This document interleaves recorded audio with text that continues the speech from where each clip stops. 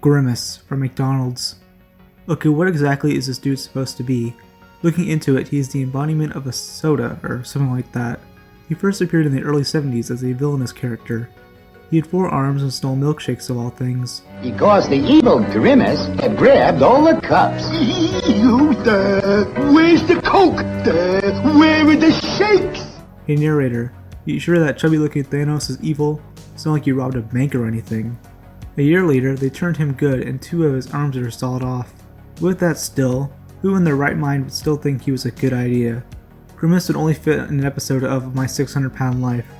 Most know him for his 80s appearances in commercials at other McDonald's media. He was a large part in the whole McDonald land thing. By the early 2000s, Grimace had been unused. He now lives in infamy as Donald Trump's second pick for vice president. Together, Grimace, we could own this town.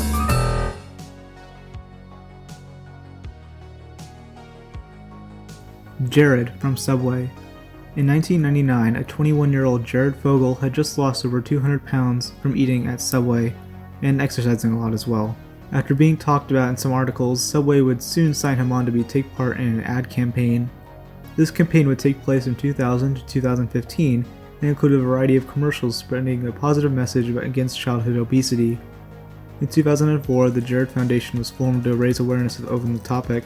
However, things definitely started to fall apart in 2015.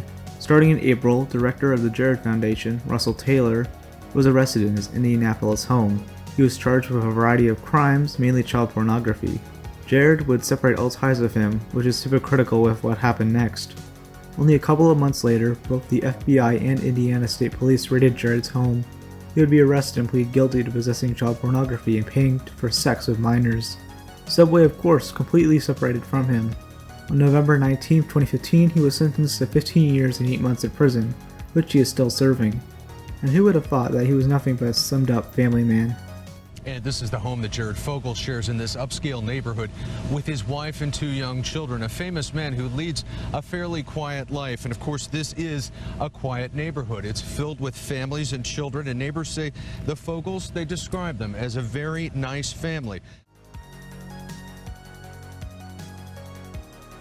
The Noid from Domino's Pizza. First introduced in 1986 in various commercials, he was seen as the ruiner of pizzas. He was shown failing to freeze anything as Domino's ensured freshness, apparently. The Noid was animated by Will Vinton, you know, the guy who made this horror. People are of no value. We could make more sometime, if we need them. His character would soon be used in video games, t-shirts, and a scratch Saturday morning cartoon. The character himself can be seen as just plain weird with his high-pitched voice and erratic movements. He would be used up until the aftermath of one incident, one you would never have expected to happen involving this. On January 30th, 1989, a man named Kenneth Lamar Noid entered a Domino's restaurant in Chamblee, Georgia. He was immensely ill and believed that the Noid was actually a personal attack against him. He forced workers to call Domino's headquarters and demanded $100,000 along with a white limousine as getaway transportation. He eventually offered an exchange of sorts, one hostage to be traded for a copy of The Widow's Son. Noid grew angry and had workers make him special pizzas, which he ate with his gun in his lap. He was found not guilty by reason of insanity and spent 6 years in a mental institution until committing suicide in 1995. So for hot, delicious pizza like this, call Domino's Pizza now. In less than 30 minutes, Domino's Pizza delivers quality. The pizza is aggressive. Oh shit. The Burger King. The original versions of this mascot from the 1960s to the 1980s was pretty normal. However, the newer version of this character is the complete opposite. And this is especially interesting as unlike the characters like Ronald McDonald, the King went from decent to holy shit. Why? Seriously, why did Burger King decide to design him with this creepy looking mask? He has the wide grin and frozen dead eyes. He started appearing in commercials during 2004. These are just plain awkward, but here are some of my favorites.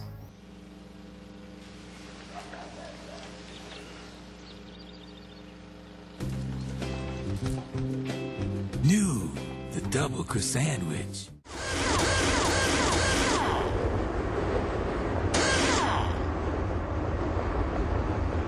Wake up, with BK Joe. This may be weird, but at least it isn't as dumb as the Unhappy Meals. Remember when this was announced? You got the Pissed Meal, Salty Meal, Blue Meal, Yas Meal, and Don't Give a F Meal. Classic.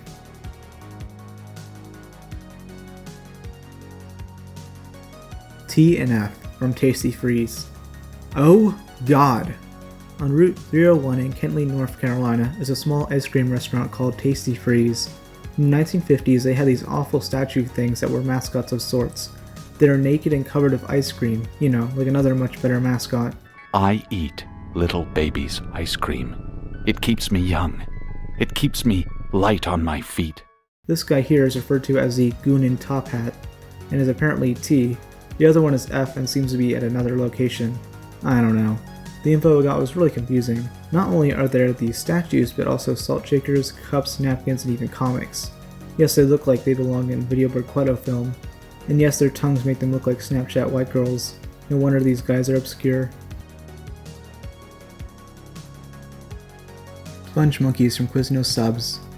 On January 24th, 2003, British animator and songwriter Joel Vetch uploaded a video called We Like the Moon to his website.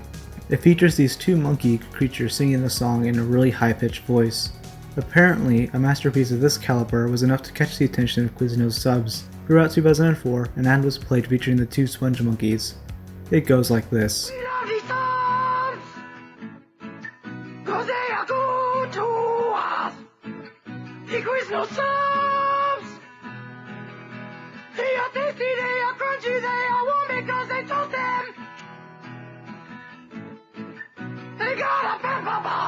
Quiznos new Santa Fe Trio subs with smoky chipotle sauce. Fried chicken, roast beef, or smoked turkey. Quiznos. Toast. Yeah, that aired on television. It would soon be discontinued, but not before many saw them. Imagine how often this ad played and the psycho who had to listen to it over and over again. Gives me chills. Not only do their voices sound worse than nails on a chalkboard, but it's almost like something Satan would send to Earth in order to curse us all. In my opinion, this is the worst commercial I've ever seen, and I've seen some really bad ones.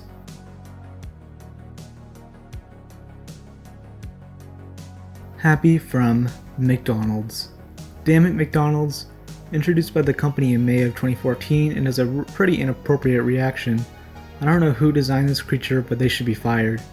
They took the standard Happy Meal box, attached arms and legs, and gave it a horrific grin. And if you think Happy is bad enough on his own, you would be wrong. There are multiple Happies.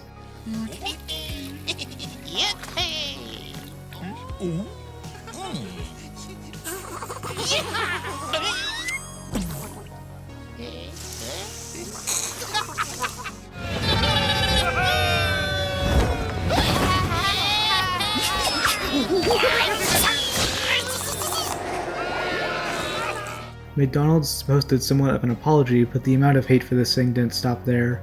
Immediately, memes are made to show off how scary he looks. The Minions comparison is easy to see, but at least those bastards won't show up in your nightmares. Well, at least it isn't as bad as Lemonhead. Remember that?